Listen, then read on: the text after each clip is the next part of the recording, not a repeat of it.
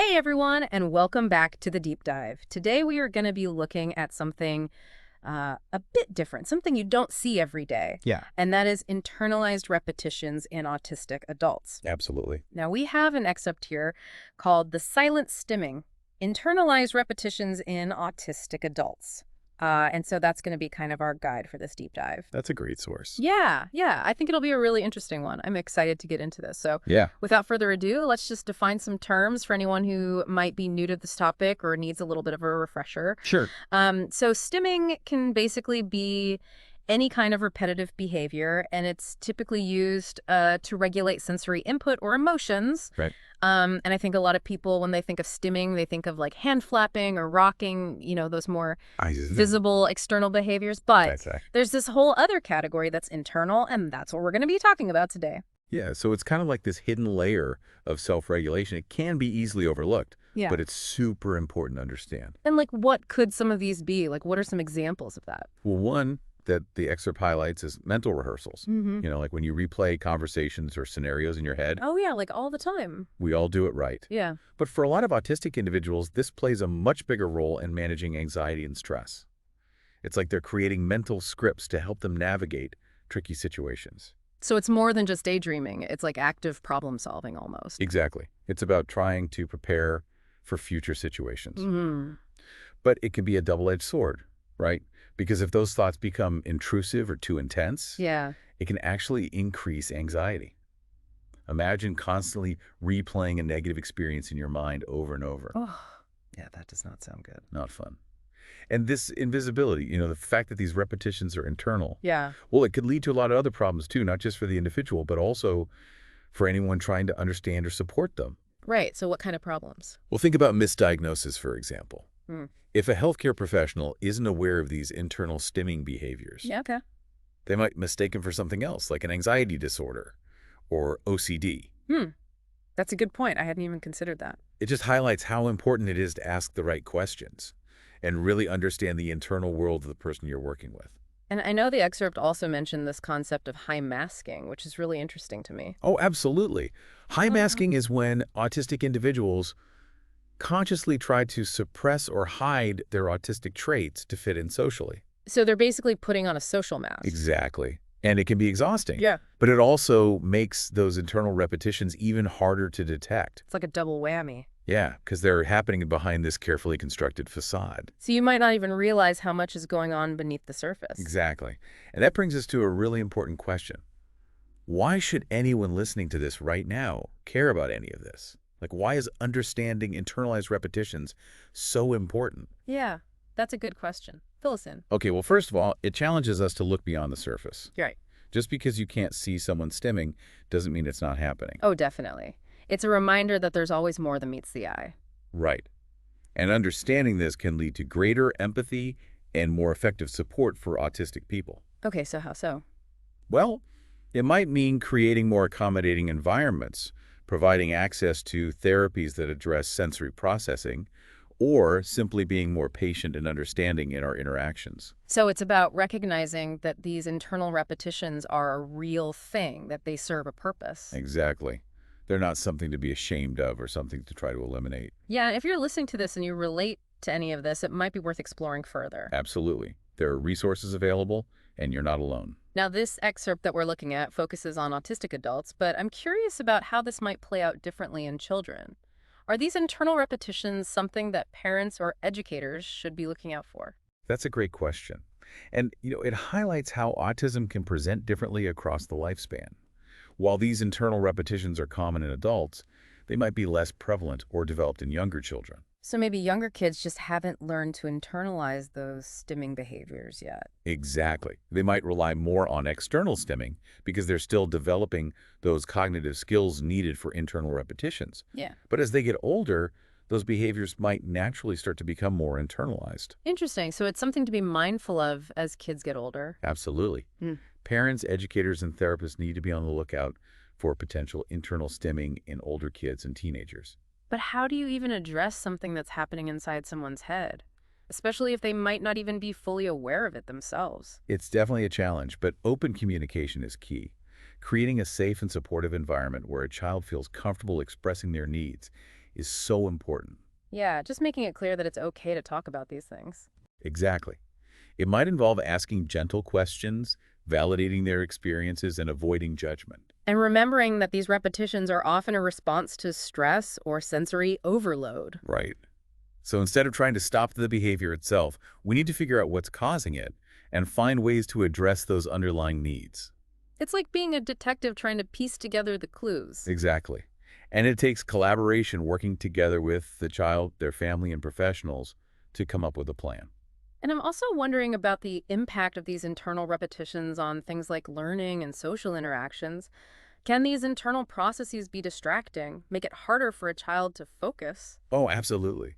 If they become excessive or intrusive, they can definitely interfere with cognitive processes. Yeah. Imagine trying to pay attention in class while you're constantly replaying a conversation in your head. It's like trying to concentrate with a radio blaring in the background. Yeah, that sounds super distracting. Right. And this highlights the need for early intervention and support. By addressing these internal repetitions and developing healthy coping mechanisms, we can help children thrive in all areas of their lives. It's about giving them the tools they need to succeed. Exactly. And this deep dive is really opening my eyes to a whole world of experience I hadn't really considered before. You too. It's so important to understand these things. It really is. Okay, so we've talked about what internal repetitions are, how they manifest, and why they're important to understand. You're right. But let's get a little more specific. The excerpt mentions a few distinct types. One is mental rehearsals, which we've already touched on. What might that look like in real life? Yeah. Well, imagine an autistic adult who just had a tough time at work. Maybe they got some criticism from their boss or had a misunderstanding with a colleague. Oh, I can see that happening. Later on, they find themselves replaying that entire scenario in their head again and again. Like their brain is trying to process what went wrong and how to do better next time. Exactly. They might analyze everything they said, every facial expression they made, trying to figure out where things went off track. Mhm. Or they might imagine different ways they could have responded, mentally rehearsing for future interactions. But doesn't that just make the anxiety worse? Like you're stuck in this loop of negative thinking. It can definitely have that effect. But for some people, mentally rehearsing those scenarios can actually help reduce anxiety. It gives them a sense of control or preparedness. Oh, so they feel like they're learning from their mistakes and getting ready for next time. Exactly. It's about understanding the function of these repetitions, right? It's not about judging them as good or bad, but recognizing their purpose and finding ways to support the individual. So it's not about trying to make them stop doing it altogether. Right. It's about helping them manage it effectively. Now, the source also talks about internal counting. Can you give some concrete examples of that? Sure. Internal counting can take many forms. Some people might count their steps while they're walking, or the tiles on the floor, or passing cars. Mm. Others might count the number of times they blink or breathe or swallow. Wow, I never even thought about those. It can be almost anything as long as there's a repetitive element to it. And what's the purpose of that kind of behavior? Well, for some, it's about managing anxiety or sensory overload.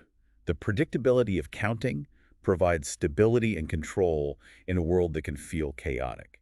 So it's almost like a grounding technique. Exactly. Others might use it to focus their attention or to block out unwanted stimuli. So in some cases, it can actually be helpful for concentration. It can. It's important to remember that these behaviors can serve different purposes for different people. What might be distracting for one person might be calming or beneficial for another.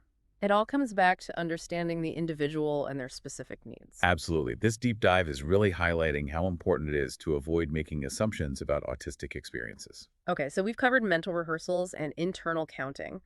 What other types of internal repetitions are out there? Another common one is repeating phrases or songs internally. Could be a favorite song lyric, a line from a movie, or even just something they overheard someone say. It's like having a song stuck in your head, but on purpose. Yeah, exactly. And for some people, it can be very soothing. I can imagine. And for others, it's about enjoying the rhythm or the sound of the words themselves. It's like a private little concert happening in their mind. And then there's visualizing repetitive patterns. This could be anything from geometric shapes to mandalas to scenes from nature that have a repeating element. It's like creating their own internal art gallery. Exactly. And these visualizations can be really detailed and elaborate, or more abstract and fleeting. This is fascinating stuff. It's like we're getting this glimpse into this hidden world of sensory experiences and coping mechanisms. And the more we understand about these internal repetitions, the better equipped we'll be to support autistic individuals in living fulfilling lives. This deep dive is really living up to its name. Now, before we move on, I want to circle back to something you mentioned earlier about internal repetitions not being unique to autistic individuals. Can you expand on that? Sure. It's an interesting thought, isn't it? If these repetitions help regulate stress process emotions and make sense of the world, could it be that we all engage in them to some extent, whether we're on the autism spectrum or not? Right. Like, I catch myself mentally rehearsing conversations or counting things sometimes, especially when I'm feeling anxious. Mhm. And I always thought that was just normal. And it probably is. The difference might be in the frequency, the intensity, and the purpose of those repetitions. For autistic individuals, these repetitions might be much more prevalent and play a more central role in their daily lives. So it's not about saying everyone is a little bit autistic, but rather recognizing that there might be this continuum of human experience when it comes to these internal processes. Exactly. And that's where the concept of neurodiversity comes in. The idea that neurological differences are a natural part of human variation, not something to be pathologized. So it's about embracing those differences and recognizing the value of those different perspectives. Absolutely. This deep dive has really given me so much to think about, not just about autism, but about my own internal world and how I relate to others. And that's what we hope for with every deep dive, to spark curiosity, encourage empathy, and empower you to explore new ways of understanding yourself and the world around you. Well said. And that's a perfect place to pause for now. We'll pick up our exploration of internal repetitions in part 2 of this deep dive, so stay tuned. It's been great exploring this with you so far. Yeah, this is really interesting stuff. So we've talked about what these internal repetitions are, the different types, why they're important to understand. Yeah, But I kind of want to get into, like what are the actual impacts of this silent stimming? What challenges do people face because of it? yeah. That's a really important point.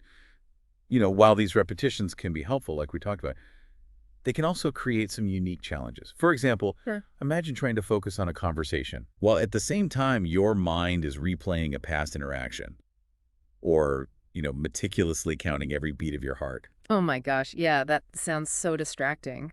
It can be incredibly distracting. Yeah. It's almost like trying to listen to two conversations at once. So I imagine that could impact social interactions like in a big way. Oh, absolutely. Yeah. Someone might appear withdrawn or inattentive, Yeah.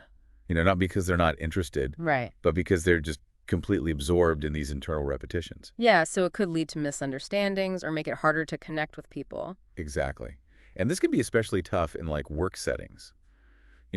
Imagine trying to give a presentation Oh, or yeah. participate in a meeting while your mind is just racing with these repetitive thoughts. That sounds so stressful. It can be incredibly stressful both for the individual and for the people around them. Right, because they might not understand what's going on. Exactly. And it just really underscores the need for awareness and understanding in workplaces and social settings in general. Yeah, creating a more inclusive environment where people feel comfortable, disclosing their needs and asking for support. Absolutely. Yeah. The excerpt also talks about the emotional toll that these repetitions can take. Oh, yeah, I wanted to ask about that. What do you mean by that? Well, imagine feeling trapped in a cycle of intrusive thoughts, Mm-hmm.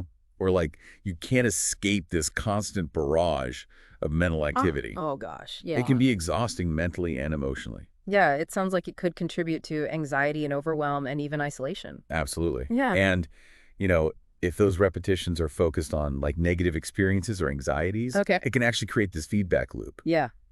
where those feelings just keep getting amplified. So it's not just about distraction or social awkwardness. It can have a real impact on mental health. Exactly. And this is where seeking professional support can be so crucial. Therapists who specialize in autism can help individuals develop strategies to Okay. manage these repetitions and reduce their impact on daily life. So finding ways to cope and live a more fulfilling life. Exactly. And that brings us to another important point, advocacy.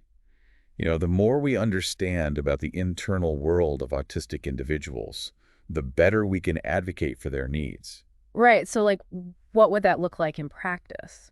Well, it could involve pushing for more inclusive environments, supporting research into effective therapies and interventions, Okay. or simply raising awareness and promoting understanding. So it's about recognizing that supporting autistic individuals isn't just about making external changes. It's about understanding and addressing their internal experiences as well. Exactly. It requires a shift in perspective, a willingness to really listen to the lived experiences of autistic people. So now I'm curious, like, What are some strategies or techniques that can actually help people manage these internal repetitions? That's a great question, and it's important to remember that there's no one-size-fits-all approach. Okay. What works for one person might not work for another. So it's very individualized. Absolutely. Yeah. But there are some common strategies that can be helpful. Mindfulness practices, for example, can help people become more aware of those repetitions Okay. and learn to observe them without judgment. So it's not about trying to stop the thoughts altogether, but just kind of noticing them without getting carried away. Exactly. And for some individuals, engaging in alternative forms of stimming can be really helpful. What do you mean by that? Well, if they can channel that energy into a more acceptable behavior, Okay. it might reduce the intensity or frequency of those internal repetitions. So finding healthier outlets. Exactly. This might involve things like listening to music fidgeting with a textured object, Okay. or engaging in repetitive movements that provide a sense of calm or focus. So it's about finding what works for that individual and incorporating those strategies into their routine. Precisely. And of course, support from loved ones is essential.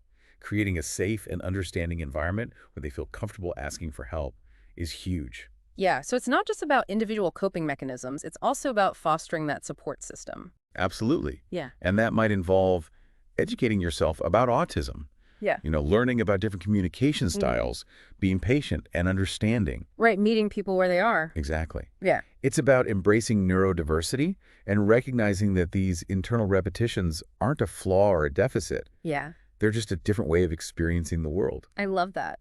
This deep dive is really making me rethink how I view autism and how I think about, those different ways that people experience the world internally. I'm so glad to hear that. Yeah. That's what we're aiming for.